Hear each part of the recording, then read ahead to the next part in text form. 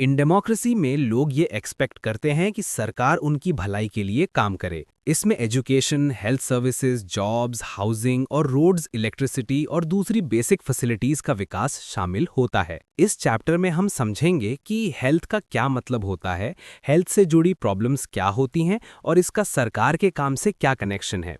Health को कई तरीकों से समझा जा सकता है। सिर्फ बीमारी या चोट ना होना हेल्थ नहीं होता। हेल्थ का मतलब एक्टिव रहना, एनर्जेटिक होना और मेंटल स्ट्रेस से दूर रहना भी होता है। जैसे कि क्लीन ड्रिंकिंग वाटर मिलना या पोल्यूशन फ्री एनवायरनमेंट में रहना हेल्थ को बेहतर बनाता है, जबकि भीड़ भाड़ वाले घर में रहना या पूरा खाना ना मिलना बीमारी का रिस्क बढ़ा देता है। मेंटल हेल्थ भी उतनी ही ज़रूरी है। अगर कोई बहुत दिनों तक एंग्शियस, डरा हुआ या डल या इनएक्टिव फील करे तो ये हेल्दी नहीं होता। हमारी ज़िंदगी का हर पहलू हमारी हेल्थ को इफ़ेक्ट करता है, इसलिए हेल्थ को पूरी तरह समझने के लिए इन सब को ध्यान में रखना पड़ता है। जब हम इंडिया के हेल्थ केयर को देखते हैं तो हमें प्रोग्रेस भी दिखाई देती है और चैलेंजेस भी। इंडिया में दुनिया की सबसे ज़्यादा मेडिकल कॉलेजेस हैं और हर साल 30,000 से ज़्यादा नए डॉक्टर्स बनकर निकलते हैं।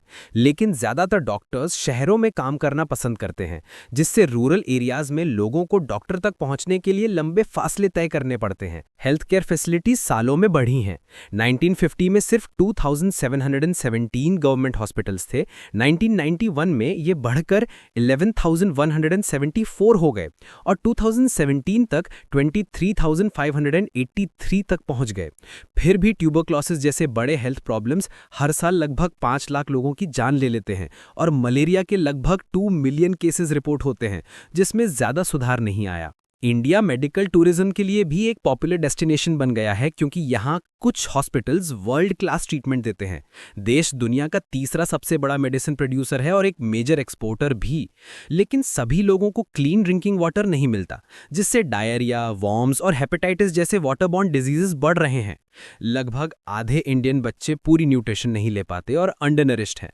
बहुत से लोग मानते हैं कि सरकार सबको हेल्थ केयर नहीं दे सकती क्योंकि पैसे और फैसिलिटीज़ की कमी है, लेकिन इंडिया के पास डॉक्टर्स, क्लिनिक्स और हॉस्पिटल्स की बड़ी संख्या है और एक पब्लिक हेल्थ केयर सिस्टम को चलाने का अच्छा अनुभव भी है।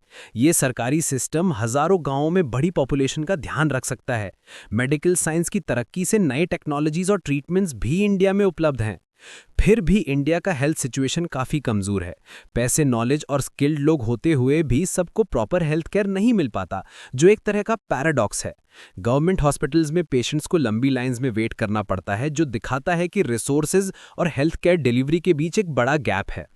अमन और रंजन की स्टोरी इस बात को और अच्छे से समझाती है। रंजन एक अमीर परिवार से है, जबकि अमन के पेरेंट्स रोज खर्च चलाने में स्ट्रगल करते हैं। रंजन वायरल फीवर के लिए एक प्राइवेट हॉस्पिटल गया। हॉस्पिटल बहुत क्लीन, वेल मेंटेन्ड और एक 5 स्टार होटल जैसा लग रहा था। डॉक्टर को दिखाने से पहले ही उसके पापा को रिसेप्शन पर 500 रुपीज देने पड़े। स्टाफ फ्रेंडली था, जोक्स कर रहा था और डॉक्टर ने टेस्ट्स देखकर काफ़ी मेडिसिन प्रिस्क्राइब की। ट्रीटमेंट इफेक्टिव था, लेकिन बहुत महंगा। अमन दूसरी तरफ एक गवर्नमेंट हॉस्पिटल गया। हॉस्पिटल भीड़ से भरा हुआ था और उसको लॉन्ग क्यूज में वेट करना पड़ा। पहले डॉक्टर ने उसको चेक किया, ब्लड टेस्ट करने को बोला और टेस्ट के लिए एक और लंबी लाइन में खड़ा रहना पड़ा। 3 दिन बाद जब रिपोर्ट्स मिली तो वो वापस हॉस्पिटल गया, जहां एक अलग डॉक्टर ने उसको देखा और वायरल फीवर के लिए सिर्फ एक मेडिसिन प्रिस्क्राइब की। उसका ट्रीटमेंट सक्सेसफुल रहा और रंजन के प्राइवेट हॉस्पिटल के कंपैरिजन में काफ़ी सस्ता और अफोर्डेबल था। ये दोनों एक्सपीरियंसेस प्राइवेट और गवर्नमेंट हेल्थ केयर के बीच का फर्क दिखाते हैं। प्राइवेट हॉस्पिटल्स क्विक और कंफर्टेबल सर्विसेज देते हैं, लेकिन महंगी होती हैं। गवर्नमेंट हॉस्पिटल ज़रूर वेट और भीड़ वाले होते हैं, लेकिन अफोर्डेबल ट्रीटमेंट देते हैं और सब लोगों के लिए उपलब्ध होते हैं। सरकार का रोल बहुत इंपॉर्टेंट है ताकि हेल्थ केयर सब तक पहुंच सके, लेकिन इंफ्रास्ट्रक्चर, स्टाफ और एक्सेसिबिलिटी जैसे चैलेंजेस को दूर करना ज़रूरी है ताकि हेल्थ सर्विसेज सच में सबको मिल सके। From the story of Aman and Ranjan, we can understand that healthcare facilities in India can be broadly divided into 2 categories: public health services and private health facilities. Public health services government के द्वारा चलाए जाते हैं, जिसमें एक chain होती है health centres और हॉस्पिटल्स की, जो रूरल और अर्बन दोनों एरियाज को कवर करते हैं। इनका पर्पस ये होता है कि लोगों को हर टाइप की हेल्थ प्रॉब्लम्स के लिए ट्रीटमेंट मिल सके, कॉमन इलनेसेस से लेकर स्पेशल सर्विसेज तक। गांव में हेल्थ सेंटर्स होते हैं जहां यूजुअली एक नर्स और एक विलेज हेल्थ वर्कर काम करते हैं और उनकी सुपरविजन प्राइमरी हेल्थ सेंटर के डॉक्टर्स करते हैं। एक पीएचसी रूरल एरिया के कई गांव का ध्यान रखता है। डिस्ट्रिक्ट लेवल पर एक डिस्ट्रिक्ट हॉस्पिटल होता है जो सभी हेल्थ सेंटर्स को सुपरवाइज करता है। बड़े शहरों में गवर्नमेंट हॉस्पिटल ज़्यादा होते हैं, जैसे कि अमन ने विजिट किया, और उनके साथ स्पेशलाइज्ड गवर्नमेंट हॉस्पिटल्स भी होते हैं। इन सर्विसेज को पब्लिक इसलिए कहा जाता है क्योंकि ये सबके लिए हैं। गवर्नमेंट इन हॉस्पिटल्स और हेल्थ सेंटर्स को इस्टेब्लिश और रन करती है ताकि हर सिटीजन को हेल्थ केयर मिल सके। इन सर्विसेज को चलाने के लिए जो पैसा चाहिए होता है वो लोगों के दिए गए टैक्सेस से आता है। पब्लिक हेल्थ सर्विस का मकसद अच्छी क्वालिटी का हेल्थ केयर देना होता है, या तो फ्री ऑफ कॉस्ट या फिर बहुत कम दाम में, ताकि गरीब लोग भी ट्रीटमेंट ले सकें। पब्लिक हेल्थ का एक और इम्पॉर्टेंट रोल डिजीज के स्प्रेड को रोकना भी होता है, जैसे tuberculosis, malaria, jaundice, cholera, diarrhoea और चिकनगुनिया। इसके लिए गवर्नमेंट की प्लानिंग के साथ साथ लोगों की पार्टिसिपेशन भी ज़रूरी होती है। जैसे जब मस्कीटो ब्रीडिंग को रोकने के लिए किसी एरिया में कैंपेन चलाया जाता है, तो हर घर को अपना रोल निभाना पड़ता है। कॉन्स्टिट्यूशन के हिसाब से गवर्नमेंट की प्राइमरी ड्यूटी लोगों की वेलफेयर एंश्योर करना और हेल्थ केयर फैसिलिटीज़ प्रोवाइड करना होता है। गवर्नमेंट को हर सिटीजन के राइट टू लाइफ की प्रोटेक्शन करनी होती है। अगर किसी हॉस्पिटल में टाइमली ट्रीटमेंट नहीं दिया जा रहा, तो इसका मतलब लाइफ की प्रोटेक्शन पूरी नहीं हो रही। कोर्ट्स ने भी कहा है कि गवर्नमेंट की रिस्पॉन्सिबिलिटी है कि ज़रूरी health care including emergency treatment provide किया जाए और हॉस्पिटल्स और मेडिकल स्टाफ अपना काम ठीक से करें। अगर किसी व्यक्ति ने अपने ट्रीटमेंट पर खर्चा किया है, तो स्टेट का फर्ज बनता है कि उसे रीइंबर्स करे। दूसरी तरफ प्राइवेट हेल्थ फैसिलिटीज इंडिविजुअल्स या कंपनीज के द्वारा चलाए जाते हैं और गवर्नमेंट उन्हें कंट्रोल नहीं करती है। इंडिया में प्राइवेट फैसिलिटीज काफ़ी वैरायटी में मिलती है। कई डॉक्टर्स अपने प्राइवेट क्लिनिक्स चलाते हैं, खासकर रूरल एरियाज में, और सिटीज़ में specialised doctors, private hospitals, nursing homes और लैबोरेटरीज काफ़ी ज़्यादा होते हैं जो एक्सरे, अल्ट्रासाउंड जैसे टेस्ट्स प्रोवाइड करते हैं। मेडिकल शॉप्स जो मेडिसिन बेचती हैं वो भी प्राइवेट हेल्थ केयर का हिस्सा हैं। प्राइवेट फैसिलिटीज़ में हर सर्विस का पैसा देना पड़ता है और कॉस्ट काफ़ी हाई हो सकती है। आजकल बड़ी कंपनीज भी हॉस्पिटल चला रही हैं और मेडिसिन मैन्युफैक्चर भी कर रही हैं। हेल्थ केयर और इक्वालिटी इंडिया में बड़े कंसर्न्स हैं। जहां प्राइवेट सर्विसेज तेज़ी से बढ़ रही हैं, वहीं पब्लिक हेल्थ सर्विसेज उतनी तेज़ी से नहीं बढ़ पा रही। ज़्यादा प्राइवेट फैसिलिटीज़ अर्बन एरियाज़ में होती हैं, वो महंगी होती हैं और सब लोग उन्हें अफोर्ड नहीं कर पाते।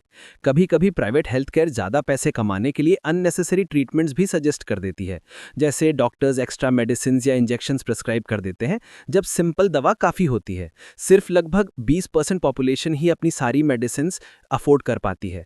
गरीब लोगों के लिए मेडिकल एक्सपेंसेस एक बड़ा बोझ होते हैं और कई बार उन्हें उधार लेना पड़ता है या सामान बेचना पड़ता है ट्रीटमेंट के लिए। पुअर फैमिलीज पहले ही अंडर नरिश्ड होती हैं, साफ पानी, सही घर या बेसिक नेसेसिटीज़ नहीं होती, जिसकी वजह से उनके बीमार पड़ने की पॉसिबिलिटीज़ बढ़ जाती हैं। कभी कभी महिलाओं को डॉक्टर के पास जल्दी नहीं ले जाया जाता क्योंकि उनकी हेल्थ को कम इंपॉर्टेंट बना जाता है। कुछ ट्राइबल एरियाज में हेल्थ सेंटर्स कम होते हैं या सही से काम नहीं करते। प्राइवेट सर्विसेज भी अक्सर इन एरियाज में अवेलेबल नहीं होती। इंडिया में हेल्थ इंप्रूव करने के लिए हेल्थ केयर सर्विसेज के साथ साथ बेटर लिविंग कंडीशंस भी ज़रूरी हैं, जैसे क्लीन वाटर, न्यूट्रिशन, सैनिटेशन और हाउसिंग। जैसे रूरल एरियाज में कभी कभी जीप्स को मोबाइल क्लिनिक्स के रूप में यूज़ किया जाता है ताकि उन लोगों तक पहुंचा जा सके जो हॉस्पिटल से काफ़ी दूर रहते हैं, जैसे प्रेग्नेंट वुमेन जिनको डॉक्टर तक पहुंचने के लिए लंबी दूरी तय करनी पड़ती है। केरला राज्य पब्लिक हेल्थ को इंप्रूव करने का एक अच्छा एग्जाम्पल है। 1996 में केरला गवर्नमेंट ने एक बड़ा कदम उठाया। उनका 40% स्टेट बजट पंचायत्स को दे दिया गया ताकि गांव अपनी ज़रूरतों के हिसाब से प्लानिंग कर सकें। इसमें water supply, food, women's development, education और हेल्थ सेंटर्स को इंप्रूव करना शामिल था।